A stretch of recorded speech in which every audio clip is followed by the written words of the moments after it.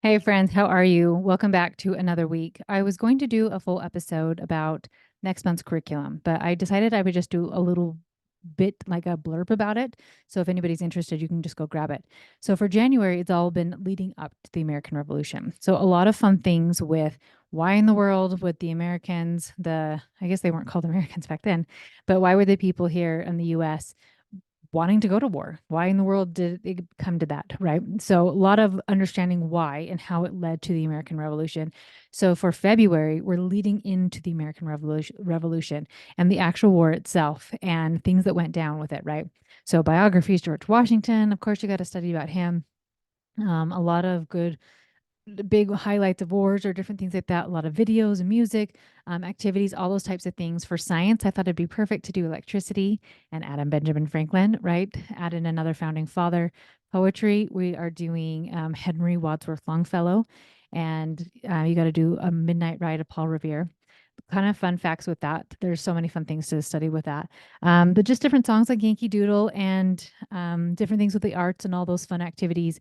And then January, sorry, not January, February's habit is our fitness and physical. So not fitness, but physical and understanding health and food and exercise and all those awesome things.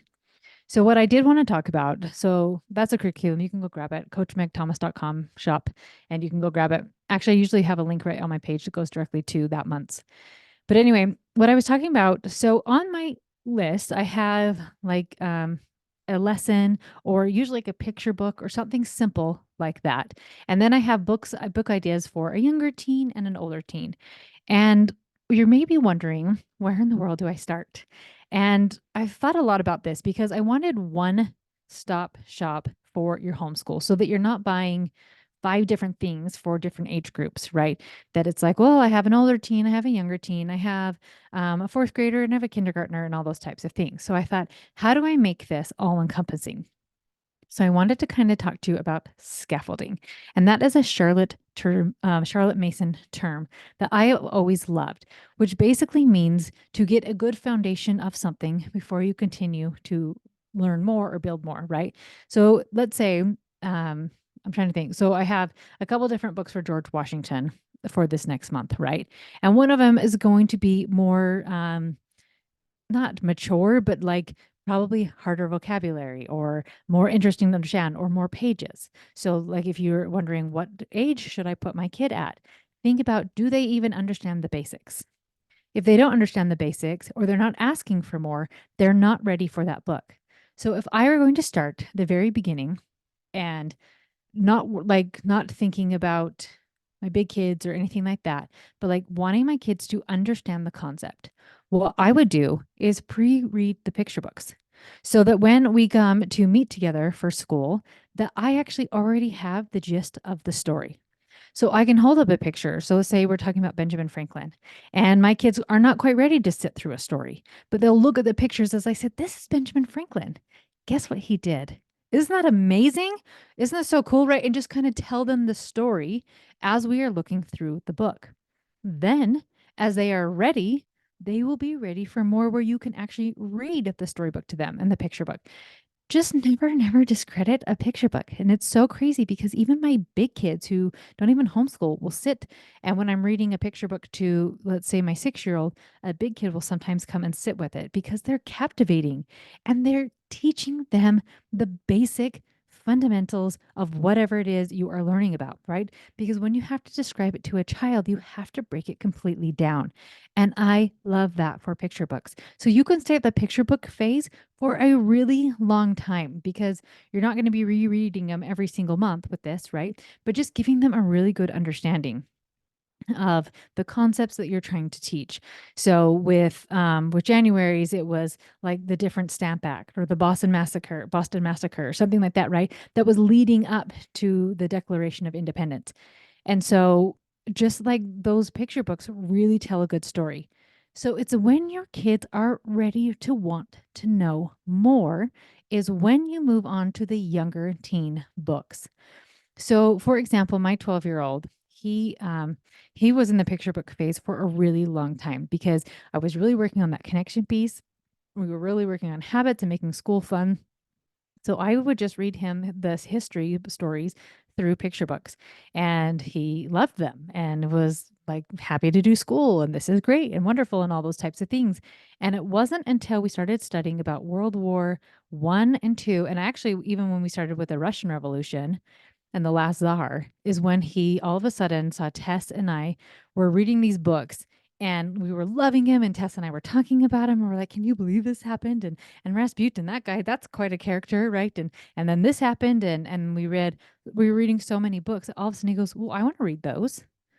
And that's when I said, oh, he's ready for the next level of reading some more challenging books because he wants to know about it.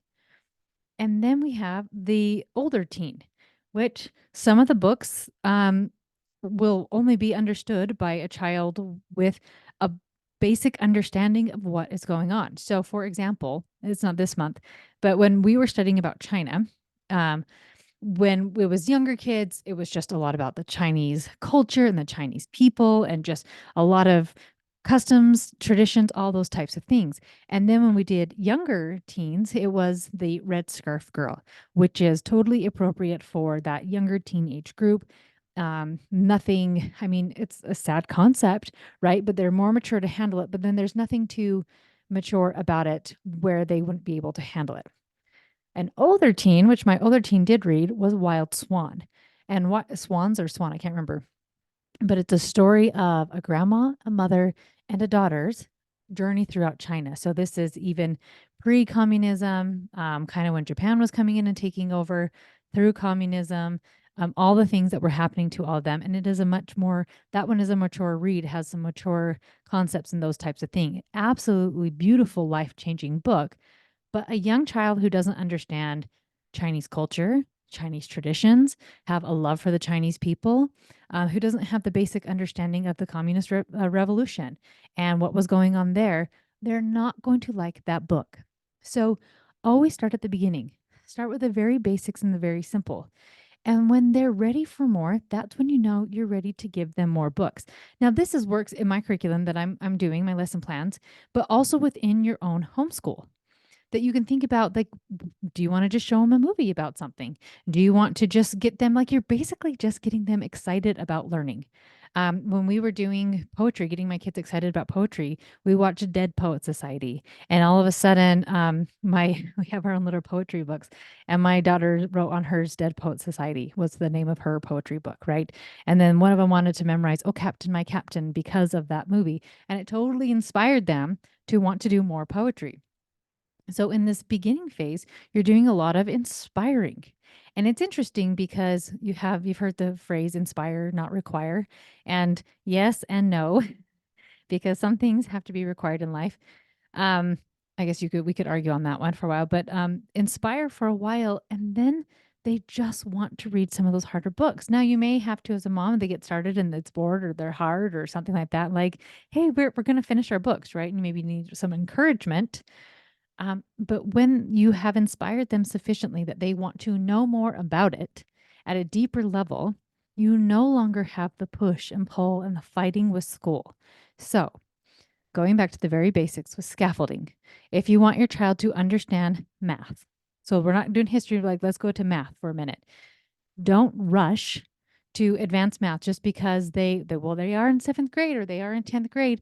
Fantastic. If they don't have a basic understanding of addition, subtraction, multiplication, and division and can do it quickly, you are going to lose them and they're going to hate math and tell you how hard it is. If you want math to be fun and easy, get them really good at the basics. You can make it fun. You can do flashcards, you can do games, you can do all those types of things, and so that they want to know more. Same thing for language arts. If they are not loving their language arts book, set it aside. They're not ready for it. Do different things. Once again, play games. You can even do things where you are quizzing them. What is a noun? And make it fun. Um, right? Like we've done things where you get to take a step, like a mother may I kind of thing. Like, okay, what is a verb? A verb is a word that does an action, shows a state of being, whatever, right? And goes on with that. And like you get a step if you can answer it correctly. So making it fun and exciting while still teaching them. And like Mad Libs is such a fun way to teach language arts. And then when they are ready for more, they will do the workbooks, they will do the writing or other things like that. But also knowing that it's okay if they don't. if they don't want to go to the advanced math, if they don't want to read the harder book. I was in my 40s when I read some of these books, right? That's when I was ready for them. I wasn't ready for it when I was younger. I wasn't reading at all, right? So allowing them to be lifelong learners and know that maybe if they are studying something, they have a really good concept of it, and maybe that will inspire them to know more.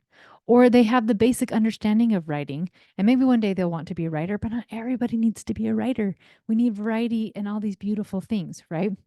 So with school, start with those scaffoldings. Start with the very, very basics, whether that's picture books or you just telling a story, watching something, and then moving on a little bit as they are ready to move on. And when you do this, school just gets to be a ton more fun.